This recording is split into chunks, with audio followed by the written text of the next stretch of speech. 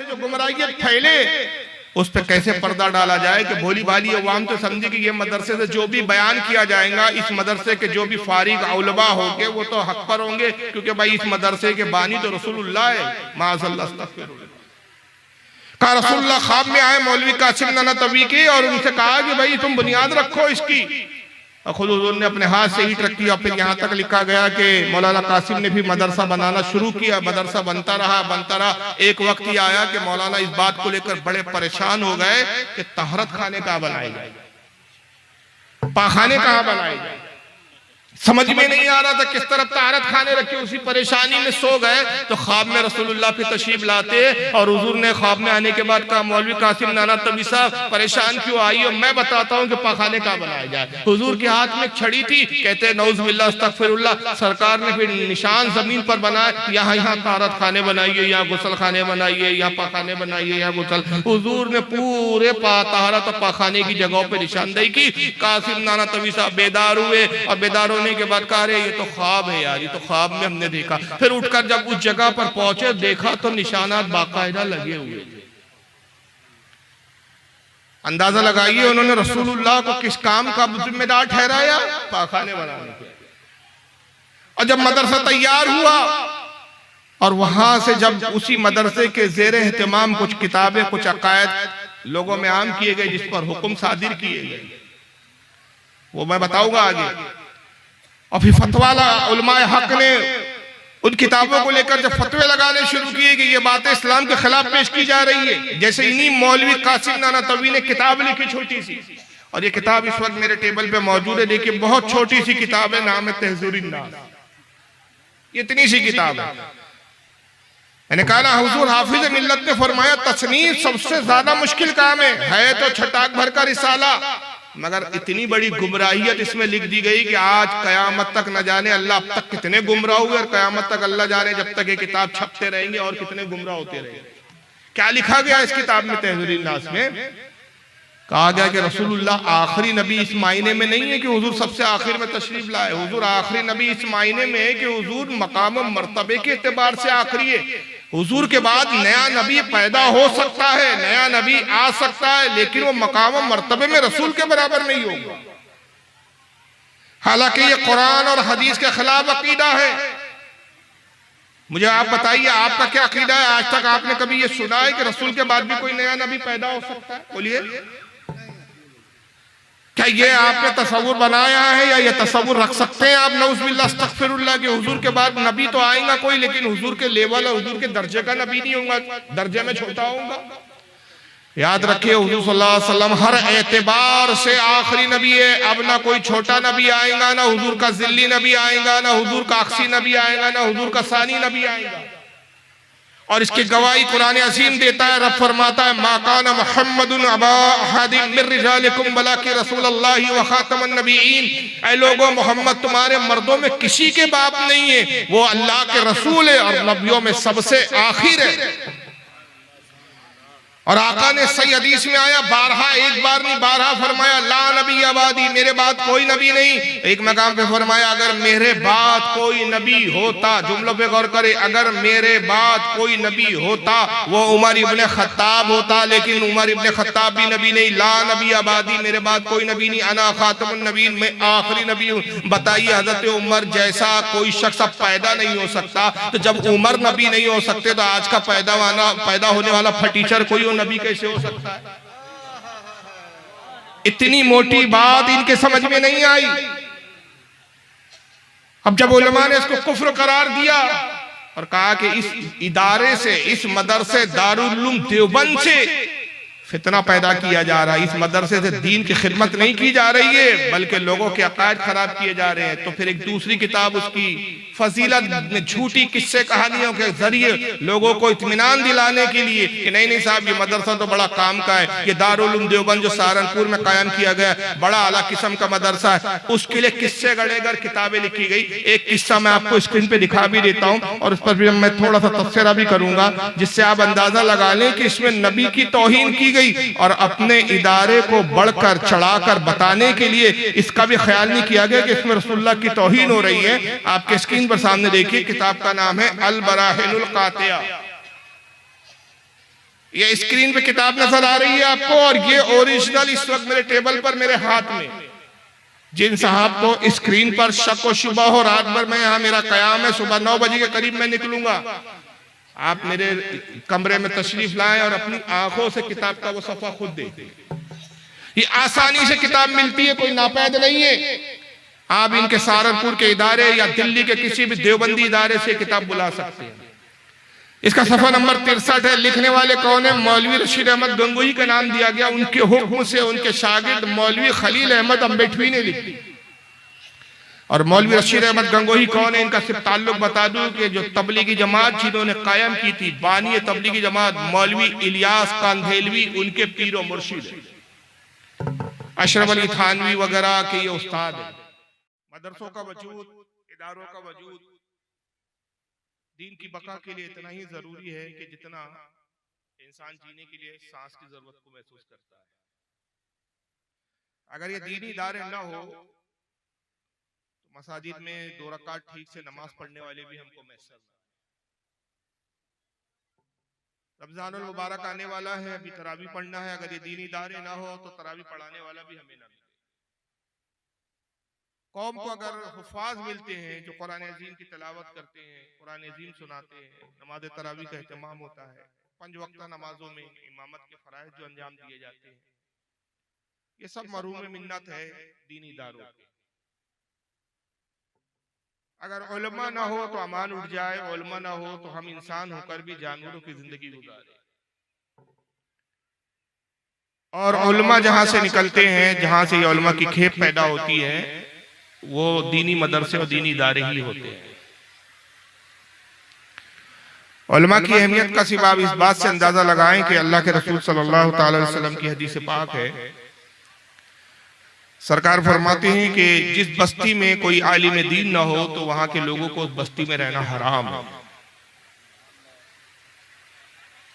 क्योंकि अगर आलिम दीन नहीं होगा बस्ती में तो जाहिर सी बात है कि दीन से नाशनाई होगी, दीन से वाकफियत नहीं होगी, और जब दीन से वाकफियत नहीं होगी, शरीयत से नाशनाई होगी, तो इंसान जिस तरह की जिंदगी गुजारेगा वो अल्लाह रसूल की मर्जी के मुताबिक नहीं होगी, मंशा इलाही के मुताबिक नहीं होगी, बल्कि जानवरों की तरह जिंदगी गुजारेगा, हराम को हलाल समझेगा और न जाने कितने गुनाहों में मुलव्विस होगा। इसी सबब से अल्लाह के नबी ने आलिम दीन की अहमियत को वाज़ेह करते हुए फरमाया कि आलिम की अहमियत इतनी ज्यादा है कि जिस बस्ती में आलिम दीन ना हो उस बस्ती में रहना हराम है। यानी अगर दुनिया में हमें रहना भी है तो हमारे वजूद को अगर कोई हलाल करार देता है या हमारे वजूद को कोई हलाल बनवाता है तो ये आलिम दीन की जमात है।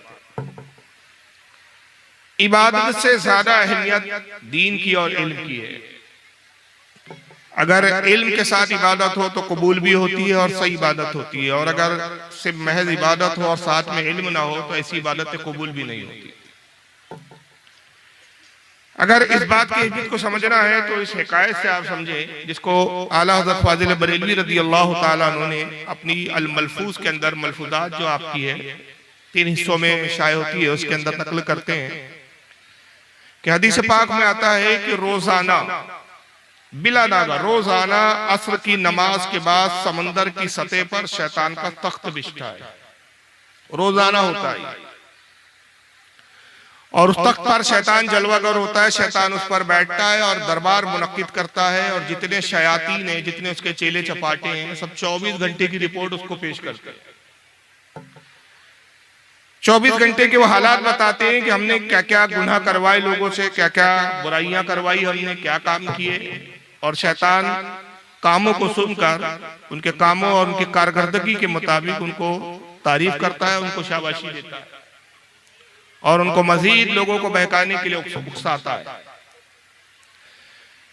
चुनांचे रिवायतों में आता है, आला हज़रत बयान करते हैं कि एक मर्तबा हस्ब मामूल शैतान का तख्त असर की नमाज के बाद समंदर की सतह पर बिछा दरबार मुनक्किद हुआ और सारे शयातीन अपनी अपनी रिपोर्ट पेश करने लगे। किसी शैतान ने कहा कि मैंने मियाँ और बीवी में झगड़ा लड़वा दिया। शैतान ने कहा अच्छा ठीक है। एक शैतान आगे बढ़ा और उसने कहा कि हुजूर मैंने दो पड़ोसियों में आपस में इख्तलाफ करवाया, लड़वा दिया और झगड़ा इतना बड़ा कि एक दूसरे के मारने पर उकसाया मैंने उनको, और उसमें से एक ने दूसरे का कत्ल कर दिया। इब्लीस ने कहा अच्छा, बहुत अच्छी बात है, ठीक है। कुछ ज्यादा खुशी का इजहार नहीं किया इब्लीस ने, क्योंकि उसका रोज का मामूल था, ये बातें सुनना रोज की बात थी। उसने कहा अच्छा, बहुत अच्छा काम किया। तीसरा शैतान ने कहा हुजूर मियां बीवी में इख्तलाफ करवाया और शौहर ने बीवी को तलाक दे दिया। मैंने ऐसा शौहर को वर्गलाया, इतना बहकाया कि झगड़ा इतना बड़ा कि गुस्से के आलम में आकर शौहर ने अपनी बीवी को तलाक दे दिया। इब्लीस ने कहा अच्छा, ठीक है, ठीक है। लोग जितने शयातीन थे अपनी अपनी कारकर्दगी, अपने कामों को बता रहे थे, और शैतान नॉर्मल हालत में मामूल के मुताबिक सबकी बातों को सुन रहा था और हल्की फुल्की वाहवाही कर रहा था। देखा गया कि एक शैतान था, बहुत ही दुबला पतला कमजोर था शैतान। वो खामोश सर झुकाए बैठा हुआ था और कुछ कह नहीं रहा था। इब्लीस की नजर उस पर पड़ी और इब्लीस ने उससे कहा कि तू खामोश खड़ा है, तूने 24 घंटे में कुछ नहीं किया। ये सब लोग कुछ ना कुछ काम करके आए हैं, किसी ने किसी को कत्ल करवा दिया, किसी ने किसी से तलाक करवा दी, किसी ने किसी से लड़वा दिया, चोरी करवा दी, डाके डलवा दिए, फसाद बर्पा करवा दिए, दुनिया भर के इन्होंने गुनाह करवाए लोगों से, और तू खामोश खड़ा है, क्या तूने कुछ नहीं किया? वो दुबले पतले कमजोर से शैतान ने सर झुका के शर्मिंदगी के साथ, बड़ी लजाजत के साथ कहता है कि ऐ शहंशाह शयातीन, माफी चाहता हूं कि मैं बड़ा कमजोर वाक़ हुआ हूं, मुझसे तो कुछ भी नहीं हुआ, मैं 24 घंटे में कुछ नहीं कर सका, मैं बहुत सुस्त शैतान हूं। इब्लीस ने कहा ये कैसे हो सकता है, तू शैतान है, तेरा काम बहकाना है, तेरी फितरत है, तू अपनी फितरत के खिलाफ जा नहीं सकता, कुछ तो किया होगा। ऐसा हो ही नहीं सकता कि 24 घंटे तू सिर्फ आराम करता रहा हो, किसी को बहकाया ना हो, किसी को वर्गलाया ना हो, कुछ तो किया होगा। तो उस शैतान ने फिर बड़े शर्मिंदगी के साथ दोबारा कहता है कि ऐ शहंशाह शयातीन, ऐ शैतानों के बादशाह, मुझे कहते हुए झिझक हो रही है, शर्म आ रही है कि ये सारे शयातीन इसका मजाक, ये सारे जितने शैतान है मेरा मजाक उड़ाएंगे। मैंने किया तो है लेकिन बहुत छोटा सा ही काम किया है। अच्छा, वो छोटा जो काम किया वही बता, क्या किया था? बस ये छोटा सा काम ये किया कि एक बच्चा मदरसा पढ़ने जा रहा था, मैंने उस बच्चे को वर्गलाया, बहकाया और उसको खेल में मशगूल करवा दिया। मैंने उस बच्चे को वर्गलाया और उसको बहकाते हुए उसके जहन में ये डाला कि ये पढ़ने लिखने से क्या होगा, इससे भी इससे दिमाग खराब होता है, जहन पे बर्डन पड़ता है, जहन पे तनाव बढ़ता है। खेलने कूदने के दिन है, खेल कूद मजा मस्ती का मौका है, और मैंने उसको खेल कूद के नाम पर, मजा मस्ती के नाम पर खेल में मशगूल करवा दिया और मदरसा जाने से उसको रोक दिया। बस जैसे शैतान ने ये जुमला सुना, खुशी से उछल पड़ा, तख्त से नीचे आया, गले लगाया और कहा अंता अंता, तू ही तो काम का, बाकी तो सब निकम्मे, असल काम तो तूने किया। सारे शैतान हैरान हो गए कि एक छोटे से बच्चे को इसने बहकाया, इसमें इसने कौन सा तीर मार दिया, इसका बस तो एक छोटे से बच्चे पे चला है, हमने तो बड़े बड़े काम करवा दिए, दंगे फसाद करवा दिए, कत्ल करवा दिए, डाके डलवा दिए, चोरियां करवा दी, तलाके करवा दी। लेकिन शैतान ने इतने पुरजोश अंदाज में हमें शाबाशी नहीं दी, इतनी मसरत और खुशी का इजहार नहीं किया। इसने इतना छोटा सा काम किया कि एक छोटे से बच्चे को बहकाया और ये इब्लीस इतना खुश हो गया। उन्होंने कहा कि माफ करना ऐ शहंशाह शयातीन, इसने कोई बहुत बड़ा काम नहीं किया, मगर हम देख रहे हैं कि हमारे कामों की अहमियत नहीं है, इसके काम को आपने बहुत अच्छे से सुना और उसको सराहा, तारीफ की, खुशी का इजहार किया, इसको गले लगाया, हालांकि इससे बड़े काम हमने किए। इब्लीस ने कहा जानते हो इसने क्या काम किया है, इसकी अहमियत को तुम नहीं समझते, आओ चलो मैं तुम्हें बताता हूं कि इसने किया है क्या, तुम्हें मैं तजुर्बे के तौर पर, प्रैक्टिकली तौर पर समझाता हूं, आओ मेरे साथ। सारे शैतान को लिया और आबादी की तरफ आया। जब आबादी की तरफ पहुंचे सारे शयातीन इब्लीस के साथ, तो उस वक्त मगरिब की अजान हो रही थी, अजान कानों में गूंज रही थी। इब्लीस ने अपने शैतानों से कहा कि यहाँ सब खड़े हो जाओ। अच्छा, शैतान हमें नजर नहीं आते, उनको अल्लाह ताला ने ये कुव्वत दी है, ये ताकत है उनमें कि वो इंसानों को नजर नहीं आते, मौजूद होते लेकिन नजर नहीं आते। कहा तुम यहाँ सब खड़े रहो अब देखो मैं क्या करता हूं। फिर शैतान ने अपने वजूद को जाहिर किया और एक मुसलमानी अंदाज में एक मुसलमानी हुलिया बनाया, सर पे छोटी सी टोपी रखी और एक देहाती की शक्ल बनाकर, एक गांव के रहने वाले की शक्ल बनाकर मस्जिद के दरवाजे पर आकर खड़ा हो गया। तभी एक आबिद साहब मस्जिद में दाखिल हुए और ये आबिद साहब वो थे कि एक वक्त की भी नमाज ये कज़ा नहीं करते, 5 वक्त के नमाज के पाबंद थे, नमाजी थे, इबादत गुजार थे, लेकिन कमी ये थी कि इल्म नहीं था। इबादत गुजार तो बहुत थे लेकिन इल्म से आशना नहीं थे, पढ़ा नहीं था, इल्म हासिल नहीं किया था, दीनी तालीम से वाकिफ नहीं थे, बस सजदों पे सजदे, इबादत पे इबादत ही किया करते थे। और आबिद साहब समझते थे कि मैं बहुत अच्छा हूँ, मैंने बहुत बड़ा तीर मारा है कि साहब 24 घंटे हम वक्त या तो तस्बीह पढ़ता हूँ या अल्लाह की तारीफ और तौसीफ बयान करता हूँ, 5 वक्त नमाज पढ़ता हूँ, नवाफिल का भी एहतमाम करता हूँ।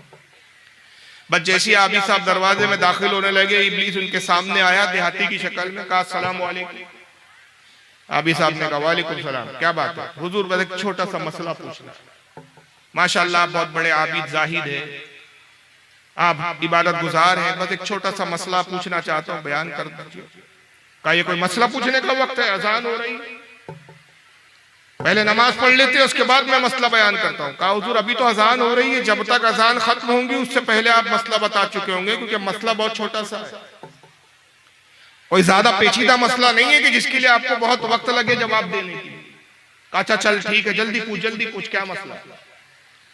इब्लीस ने अपने जेब में से एक छोटी सी कांच की शीशी निकाली, एक छोटी सी बोतल निकाली और कहा हुजूर ये शीशी आप देख रहे हैं? कहा हाँ देख रहा हूँ।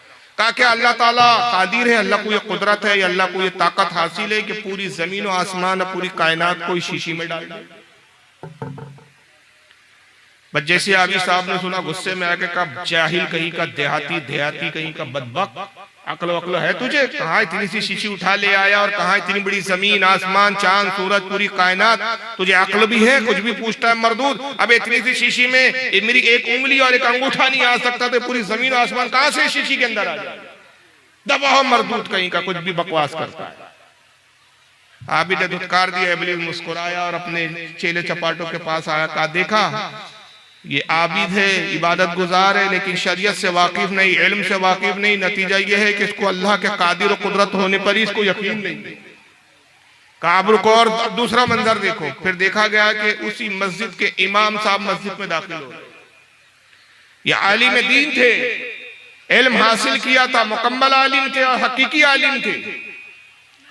जब ये मस्जिद में दाखिल होने लगे, इब्लीस फिर इनके करीब आया, फिर कहा अस्सलाम वालेकुम। मौलाना ने कहा वालेकुम सलाम। अब जाहिर है शैतान है, वो पहचान ना सके क्योंकि इंसानी हुलिये में था ये। कहा हुजूर एक छोटा सा मसला है, बस बयान कर दीजिए। आलिम ने भी वही कहा क्या ये कोई मसला पूछने का वक्त है? देख नहीं रहे हो अजान हो रही है और अजान के फौरन बाद जमात होती है, मसला पूछना है तो नमाज के बाद पूछो। कहा हुजूर बहुत छोटा सा मसला है, जब तक अजान खत्म होंगी उससे पहले तो मसला आप बता चुके होंगे।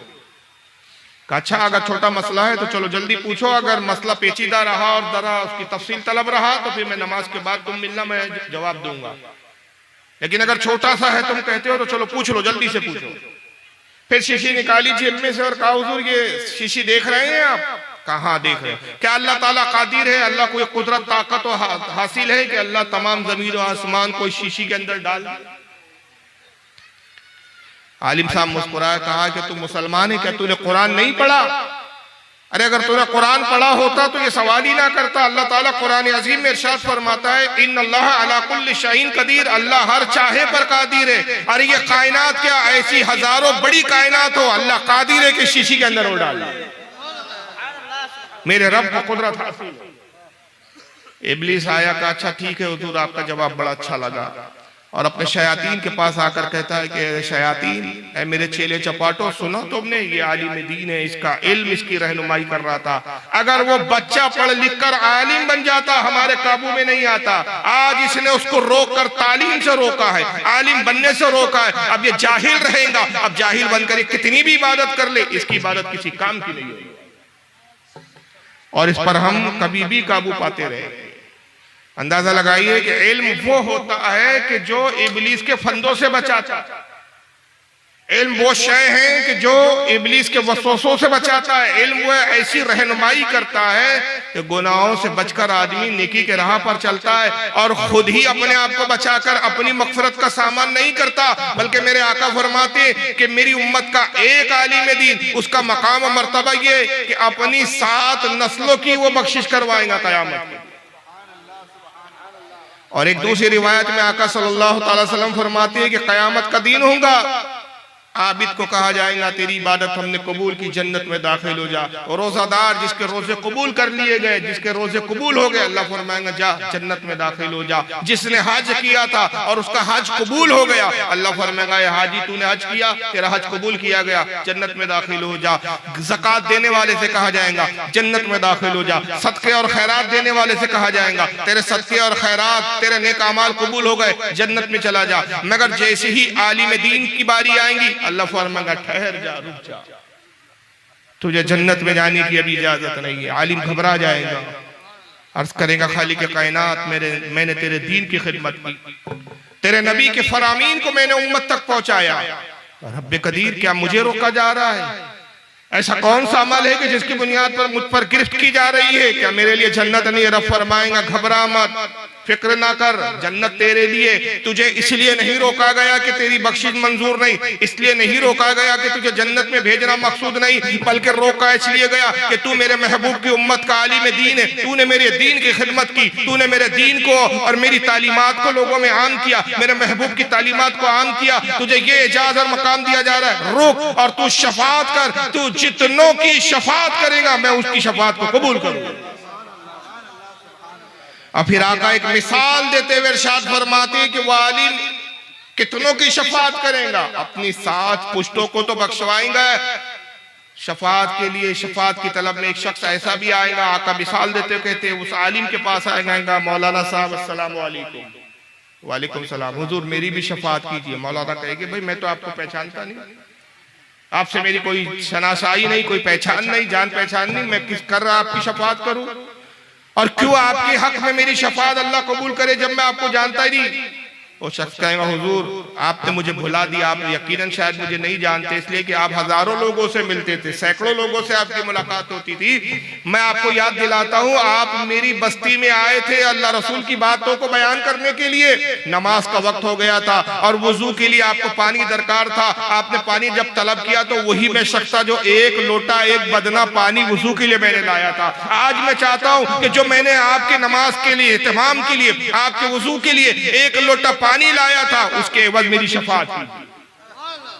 अल्लाह ताला से वो आलिम दीन अर्ज करेगा खालिक कायनात तू जानता ये वही बंदा है जिसने 1 वक्त की नमाज के वुजू के लिए पानी मुहैया किया था। रब्बे कदीर मैं उस 1 वक्त के पानी देने के तवस्सुल से तेरी बारगाह में इल्तिजा करता हूँ कि इसको जन्नत अता फरमा, मेरी शफात को कबूल फरमा।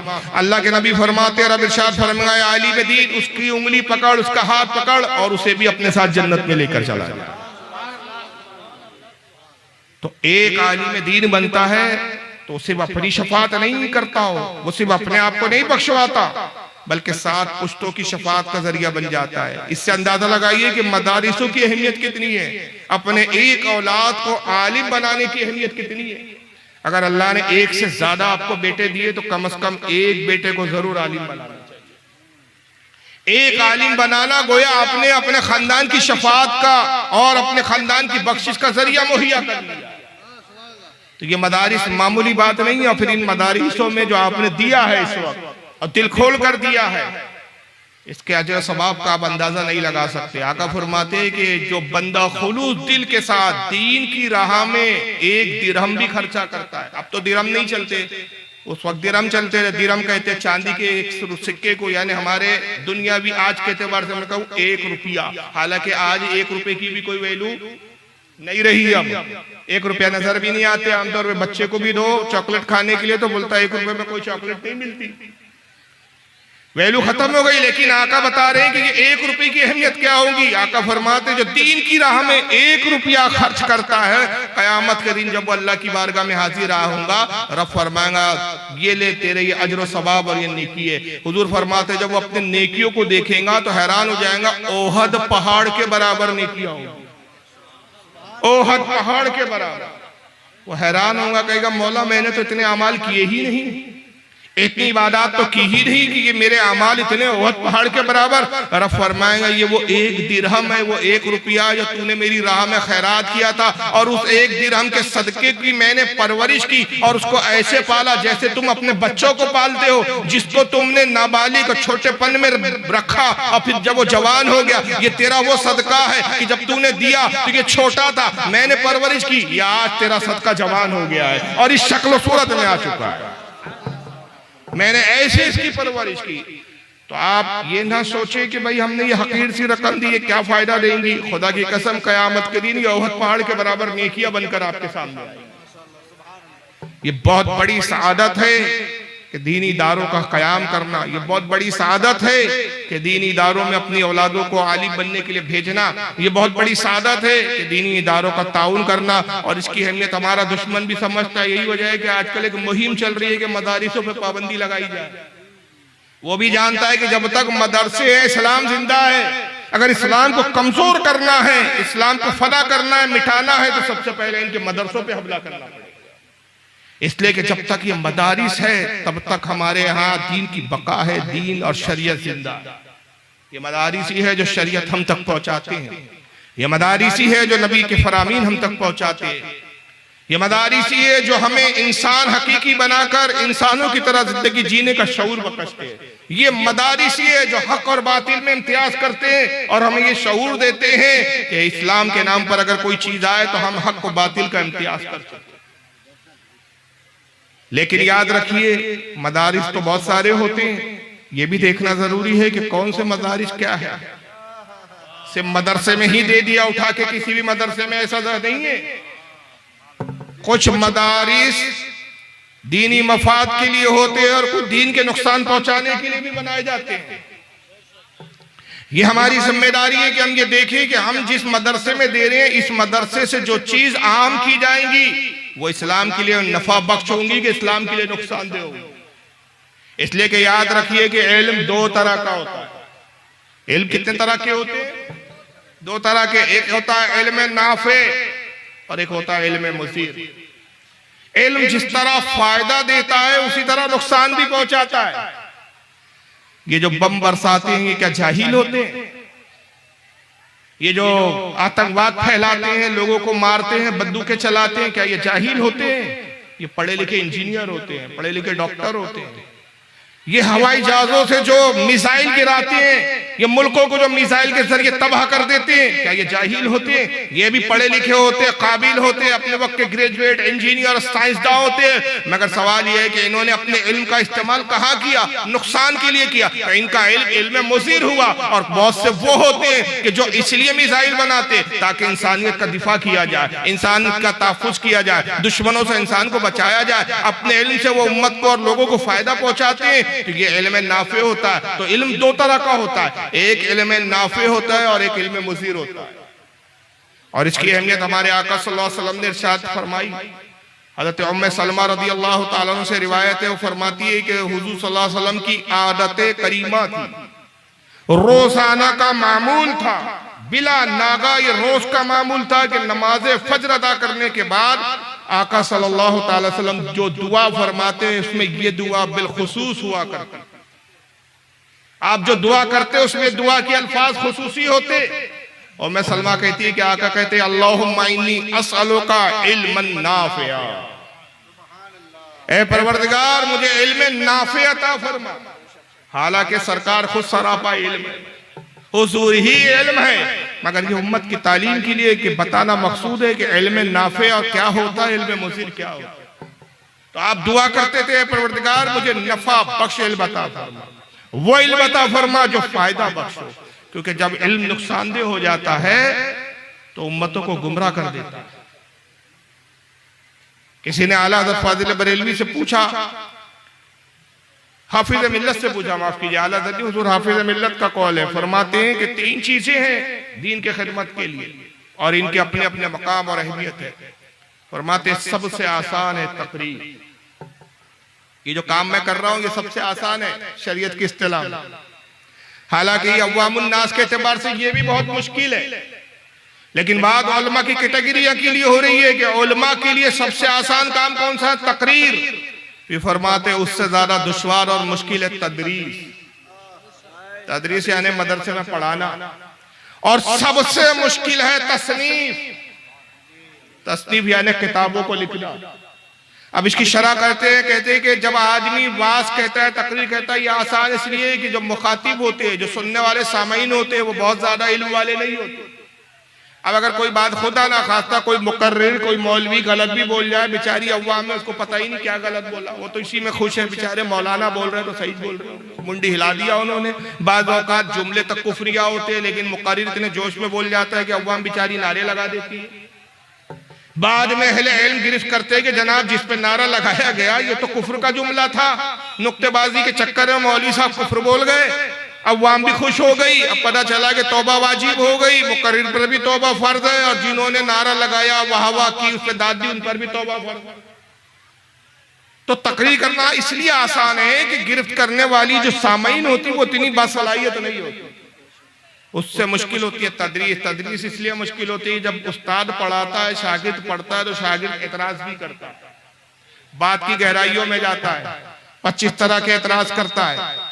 और अगर किसी उस्ताद ने गलत पढ़ा दिया, उस वक्त शागिर्द ने पढ़ भी लिया, लेकिन जब बाद में उस शागिर्द बड़ा होता है, पढ़ते पढ़ते आगे जाता है, तो बाद में भी उसको एहसास होता है कि ये चीज उस्ताद साहब ने गलत पढ़ाई थी, तो उस उस्ताद की अहमियत उसकी निगाहों में कम हो जाती है।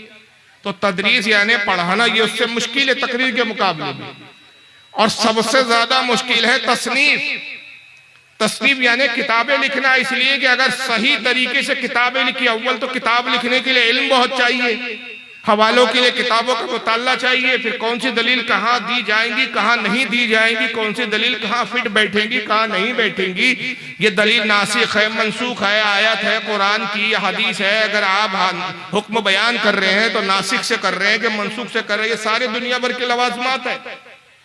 जब बहुत ज्यादा इल्म के बाद किताब लिखा, तो अगर किताब सही लिखा तो कयामत तक जब तक वो किताब रहेंगी उम्मत की हिदायत का सबब बनेगी। और अगर अल्लाह ना करे, खुदा ना खास्ता, उससे गलती हुई और किताब में उसने कुफ्र लिख दिया, गलत लिख दिया, अब जितने लोग उसको पढ़ रहे हैं और सही समझ रहे हैं वो सब काफिर होते जा रहे हैं और गुमराहियत की तरफ जा रहे हैं। तो ये किताब फितने का सबब बनी और कयामत तक लोगों को गुमराह करते रहे। इसलिए फरमाया कि सबसे मुश्किल है तस्दीक। यही वजह हुआ कि मदारिस बहुत तरह के होते हैं, अहले सुन्नत के भी मदारिस है, दिगर फिरकों के भी मदारिस है। जब हम चंदा दें, जब हम किसी मदरसे की इमदाद करें, तो साथ में ये भी देखना जरूरी है कि भाई जिस मदरसे की हम इमदाद कर रहे हैं ये अहले सुन्नत का मदरसा है कि किसी गैरों का मदरसा है। इसलिए कि हमारे अहले सुन्नत के मदरसे में अगर हम रुपया सर्फ करेंगे, अपने इदारों को और अपने मदरसों को मजबूत करेंगे, तो सुन्नियत भी बढ़ेगी, हक्कानियत बढ़ेगी, हक रोशन होगा, हक लोगों तक ज्यादा दूर तक पहुंचेगा। लेकिन खुदा ना खास्ता अगर हम ऐसे इदारों और ऐसे मदरसों की इमदाद करते हैं कि जो गुमराहियत फैलाते हैं, तो खुद तो वो इदारे जो गुमराहियत फैला रहे वो गुनाहगार हो ही रहे हैं, हम उनका ताउन करके हम भी गुनाहों में शामिल हो और हम अपनी आखिरत बनाने की बजाय तबाह कर रहे हैं। ऐसे बहुत से इदारे कायम हुए, आज भी मौजूद है, उनकी शाखें चल रही है कि जिन्होंने गुमराहियत फैलाने का काम किया। इस हवाले से यूपी में एक बहुत बड़ा इदारा और मदरसा माना जाता है, जिसने आज से 150 साल पहले ऐसी गुमराहियत फैलाई, ऐसे उस वहां के फारिग ऐसे मौलवी कुछ निकले जिन्होंने कुछ ऐसी किताबें लिखी कि वो किताबें आज तक छप रही है और आज तक उम्मत की गुमराही का सबब बन रही है, और ना जाने ये गुमराहियत कब तक चलते रहे। हालांकि हमारे उलमाए हक ने उसके दिफा किया, उन किताबों के रद्द किए, उन पर अहकाम सादिर किए, मगर आज भी बहुत सारे ऐसे लोग हैं कि देखने और जानने और समझने के बावजूद भी उन चीजों को नजरअंदाज करते हैं, उन इदारों का ताउन करते हैं, मदद करते हैं, और उनके फारिग वहां के निकलने वाले, पढ़ने वाले, पढ़ाने वाले उनको उलमा समझते हैं। हालांकि वो उलमा नहीं बल्कि उलमा सू है, फितना घर है, फितना फैलाने वाले लोग हैं। ऐसे ही यूपी में एक बहुत बड़े इदारे की आज से तकरीबन 150 साल पहले बुनियाद रखी गई, जिसको आज दारुल उलूम देवबंद के नाम से जाना जाता है। सहारनपुर यूपी का इलाका, सहारनपुर वहां पे ये इदारा है, और इतना बड़ा इनका ये इदारा है कि वहां से निकलने वाले अपने आप को देवबंदी बोलने लगे। नतीजा ये हुआ कि एक पूरी फिरका, एक पूरा वजूदी अहले सुन्नत जो है मुसलमानों में ऐसा फिरका वजूद पा गया कि जिसका नाम ही देवबंदी पड़ गया। और जब इन्होंने इदारे का कयाम किया, अपने इदारे के बारे में वो दावे किए कि आज तक किसी के तस्वुर, कोई मुसलमान उसके तस्वुर से भी कांप जाए, जो इन्होंने उस इदारे की फजीलत बताने के चक्कर में लोगों को गुमराह करने के लिए और उस इदारे से लोगों को जोड़ने के लिए जो बातें गढ़ी। कहा गया कि इस इदारे की बुनियाद रखने वाले मौलवी कासिम नाना तंगी, और उन्होंने इस इदारे की बुनियाद तब रखी कि जब ख्वाब में रसूलुल्लाह आए और हुजूर ने आके कहा कि मदरसे की बुनियाद रखो, और फिर हुजूर ने खुद ईंट रखी। ये कहानी गढ़ी गई लोगों को।